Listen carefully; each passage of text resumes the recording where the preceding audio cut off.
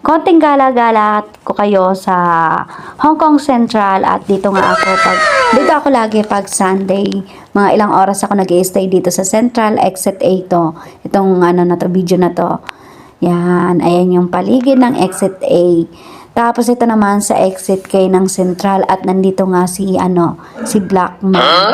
Itong Central Hong Kong ay isa sa tourist spot dito sa Hong Kong at syempre marami dito ang mga nagtitaping na mga artista. Tulad na lang ng Hello Love, Goodbye ni Alden Richard at ni Catherine Bernardo. Dito sila nag-shoot dati nung unang pelikula nila.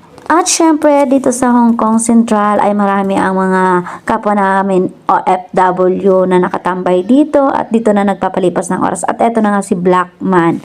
Ayan, pag nandito kayo sa Central Hong Kong ay huwag niyong kalilimutan na makipicture dyan kay Blackman. At syempre, dito sa Central ay pumikit lang kayo saglit at namnamin nyo yung mga sandali na akala nyo para kayo nasa pinasadami ng mga Pinay dito. Charis, pag nandito kayo sa Hong Kong tapos tinanong kayo, nakapunta ka na kay Blackman, tapos ang lugar na yan ay sa Central lang. Tapos ito na nga, may nagtitaping dito, nasaktuhan ko na may nagtitaping at baka dito na ako ma-discover pero ano yan, Chinese yan.